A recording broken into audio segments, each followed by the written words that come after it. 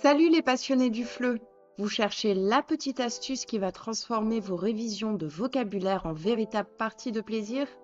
Restez bien jusqu'au bout parce qu'aujourd'hui je vous montre comment hacker le célèbre Puissance 4 pour booster l'oral de vos apprenants et révéler leur esprit de compétition. Préparez vos pions, vos mots préférés et n'hésitez pas à regarder les liens dans la description pour découvrir nos ressources. C'est parti! Le Puissance 4 que je vous propose aujourd'hui, il est inclus dans une séquence immersive qu'on a construite avec Manon de Nomad Teaching qui s'appelle Mission Goûter Anniversaire. C'est une activité pour les enfants où leur objectif c'est d'organiser un anniversaire depuis l'envoi des invitations jusqu'à la décoration de la salle et en passant par la préparation d'un gâteau. Ici, j'ai choisi de mettre le Puissance 4 à la fin de la séquence pour permettre aux enfants de pratiquer le vocabulaire qu'on a vu tout au long de la séance. Vous pouvez retrouver le lien de cette ressource en description si vous êtes intéressé.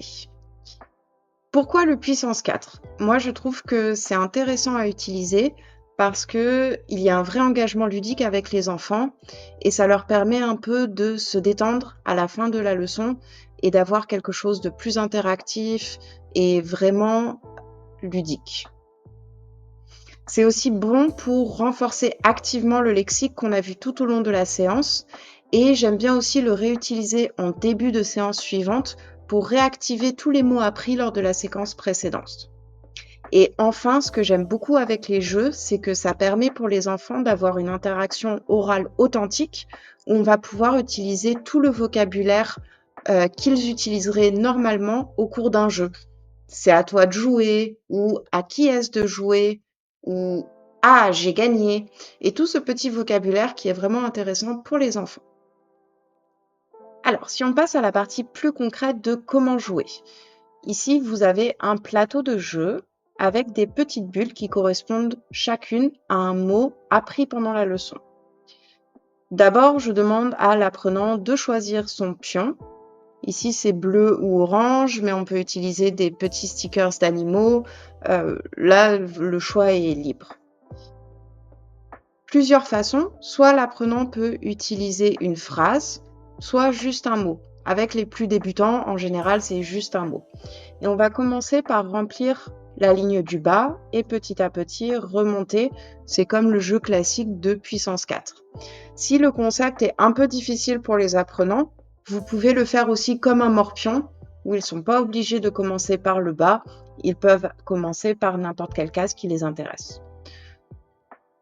On commence et je vais dire par exemple le mot jus d'orange, je déplace mon pion et l'apprenant va dire super-héros.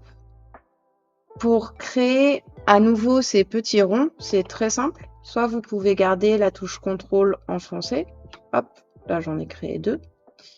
Vous pouvez aussi faire CTRL D pour en créer un nouveau ou encore CTRL C, CTRL V.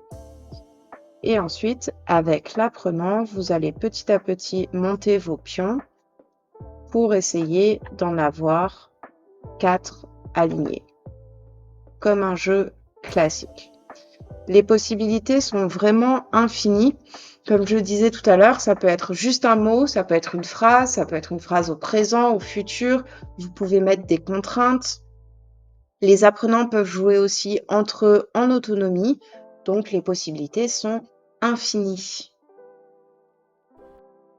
Si vous avez aimé ce type de jeu, je vous invite à vous rendre sur la bibliothèque du FLE en lien dans la description pour découvrir plein de jeux similaires et il y en a même certains qui sont gratuits, comme le Qui est-ce. N'hésitez pas, si vous avez des questions, à les poser en commentaire et à très vite.